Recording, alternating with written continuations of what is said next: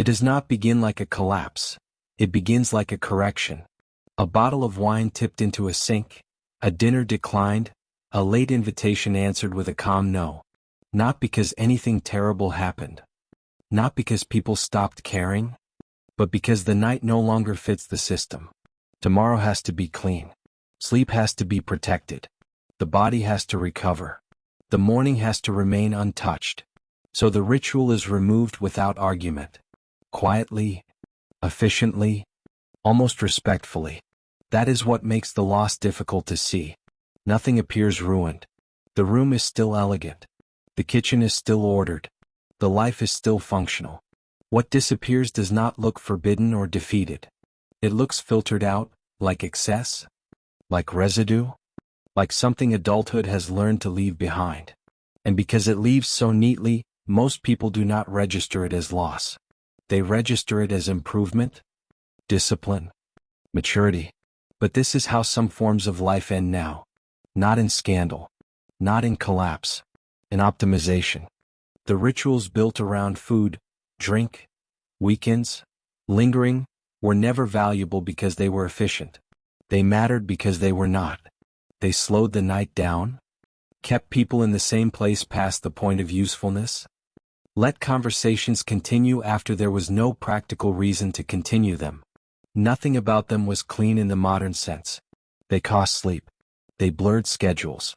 They wasted time. They asked the body to remain inside other people's presence longer than productivity could justify. But that was exactly where their force came from. Not from intensity, from repetition, not from meaning, from recurrence. You did not need a milestone, a crisis, a formal purpose. You only needed to stay. And through that unnecessary staying, something social thickened. A rhythm formed. A familiarity formed.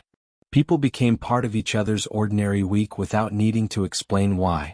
The ritual did not optimize life. It held life together, loosely, inefficiently, but repeatedly enough to make togetherness feel normal rather than exceptional. What makes the shift harder to detect is that the surface still looks almost unchanged. The bars are still lit. The restaurants still take reservations. The weekend still arrives. The city still glows. Tables are still set under warm light meant to imply that communal life is still available. There are rooftops, lounges, birthdays, dinners, carefully designed places that preserve the image of togetherness. And technically they do remain. The symbols survived. The decor survived. The architecture survived.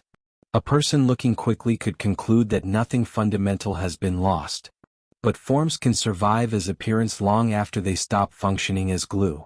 A room can remain open after it has stopped gathering people. A ritual can remain visible after it has stopped feeling necessary. That is the quiet deception here. The modern world still stages the look of social life, while slowly withdrawing the compulsion that once drew people into it. From outside, nothing seems gone. From inside, fewer people feel claimed by it. That is the first real crack.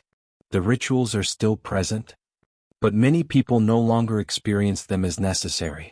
Not because they hate people, not because affection disappeared, but because the moral structure around adulthood has changed.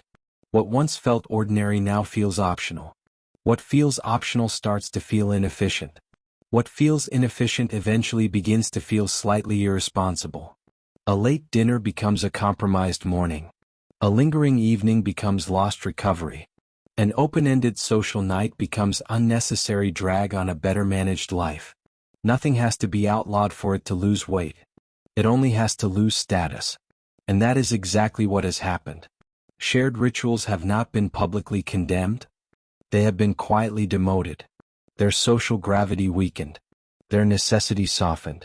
Their place in adult life became harder to defend.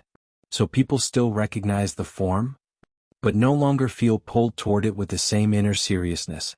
The ritual remains, but the need has thinned. Because modern life increasingly rewards a different kind of virtue. A private one. A regulated one. A person who is cleaner, calmer, better slept, less chemically burdened. Less available to disruption now reads as admirable in a way earlier adulthood did not always require. And often that admiration is deserved. That is why this change is powerful. It does not arrive looking like deprivation. It arrives looking like refinement, like standards, like self-respect, like finally learning how not to let the world leak too deeply into your body. Under that value system, control acquires prestige. Participation loses some of it. Looseness starts to look juvenile. Excess starts to look embarrassing. Open-ended social life begins to seem like something one graduates out of. No one has to announce the new rule. People feel it in what gets praised, in what counts as maturity, in what kind of body and routine signal competence. The optimized adult becomes the model, and old rituals start failing against that model. At the center of this transition is the body. The body is no longer only something you live through. It becomes something you manage. A dashboard, a protocol, a protected interior, sleep score, recovery, calories, satiety, cortisol, inflammation, focus, energy stability, heart rate. None of these are fake concerns. None of them need to be mocked. That is not the argument. The argument is subtler. Once the body becomes an object of continuous administration, the world starts being judged by whether it helps or harms the system. And the social begins to change category. Not morally, operationally. What matters is no longer just whether something is enjoyable, but whether it disrupts rhythm, burdens chemistry, destabilizes performance, interferes with the carefully managed self. At that point, life is not only being lived, it is being filtered. And anything difficult to quantify, difficult to defend, or difficult to reconcile with bodily control starts losing ground, including the rituals that once gave ordinary social existence its repeated texture. This is where ritual gets recoded. A drink stops being just a drink. It becomes impaired recovery. A late dinner becomes sleep damage.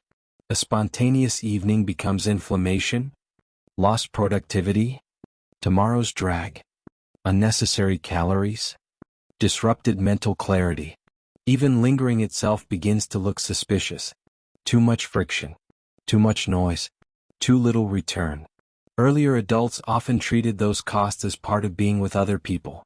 Now they are increasingly treated as avoidable interference. That difference changes everything.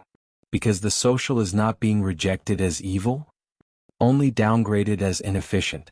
It is not openly attacked. It is quietly outcompete by better managed alternatives. Stay home. Eat cleaner. Protect the morning. Preserve the schedule. Maintain the system. Individually, each decision sounds harmless, even wise. Collectively, they remove the shared, inefficient environments where people once kept finding each other again and again without needing a formal reason. The ritual survives as image, but loses behavioral priority. This is one reason third places die so quietly. Not because someone boards the windows. Not because society stages a loud funeral for communal life. They die when fewer people can still justify entering a space whose value is mainly that it lets time loosen around others. A third place asks for something optimization culture struggles to defend. Unstructured presence. To linger. To drift. To spend time without extracting measurable gain from it. To let an hour remain socially inhabited instead of personally optimized. That kind of time now feels harder to authorize. So the room can stay open. The lights can stay warm. The city can keep its appearance of nightlife. And yet the place still begins to hollow out. Not physically first. Psychologically. Its function weakens before its doors close. It stops feeling necessary before it stops existing. And that is why the decline can happen in full view, without ever producing a dramatic image that clearly looks like collapse. The psychological consequence is subtle enough to pass as maturity, because the new loneliness does not look chaotic, needy, or self-destructive. It looks composed. It looks hygienic. It looks intentional. Meal prep, low-toxin routines, early sleep, protected mornings, regulated inputs, carefully reduced friction. Nothing about it looks like failure. That is what makes it difficult to name. A person can move deeper into socially thinned life while feeling more responsible than ever. Connection is not always being violently denied. Sometimes it is being replaced by a solitude that is simply easier to maintain. Cleaner. More predictable. Less metabolically expensive. Less disruptive to the disciplined self. And because that solitude comes dressed in the language of wellness, restraint, and self-management, it can be mistaken for progress long after it has started emptying the emotional density out of ordinary life. The person is not collapsing. The person is functioning alone. Then the wider social consequence begins to appear. Adulthood becomes more polished, more regulated, more efficient, and thinner. Not thinner in the aesthetic sense. Thinner in texture. Less residue. Less repetition. Less unnecessary gathering. Less of the small recurring rituals that used to make life feel mutually inhabited. The apartment is cleaner. The body is leaner. The schedule is tighter. The evening is quieter. The life works. That is precisely the problem. Because what disappears is not entertainment, not pleasure, not even visible companionship in the simple sense. What disappears is thickness. The density created when people keep crossing into each other's ordinary time without needing a strong justification. Once that density thins out, life can remain highly functional while becoming strangely airless. Still elegant. Still stable. Still correct. But less socially weighted. Less sticky. Less able to hold human presence in place through repetition alone. So the realization is not that people have become worse. Not crueler. Not lazier. Not less caring. It is that the standards used to organize a good life have shifted so far toward control that many shared rituals can no longer defend themselves inside them. They are now forced to justify their existence through productivity, health, optimization, risk management, bodily protection. And under those standards, many of them fail. Not because they did nothing, but because what they did was too diffuse to quantify. They normalized presence. They bound time. They made recurring contact feel ordinary instead of scheduled. They gave adulthood social thickness without requiring a crisis, a celebration, or an official purpose. Those forms of life were never maximally efficient. That was never the point. Their job was to keep people near each other often enough that life did not have to be earned fresh every time. And now those forms are thinning out. Not by accident, but by value systems that reward the well-managed person over the mutually held one. So you move through a world that still looks beautiful, still calm, still responsible, still polished, still correct. The fridge is clean.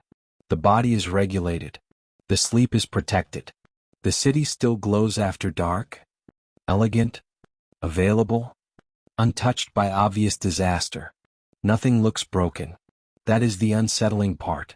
Because more and more of this world is designed to help a person function alone. Gracefully, healthily, efficiently, alone. Not collapse alone, function alone. And that difference matters. The rituals did not disappear in scandal. They did not vanish in some loud cultural war. They were optimized away, one careful decision at a time, one protected morning at a time, one socially unnecessary evening at a time. What remains is not ruin. It is something colder than ruin. A highly disciplined absence. A beautiful system that still supports life, while gradually losing the forms that once kept people inside it together.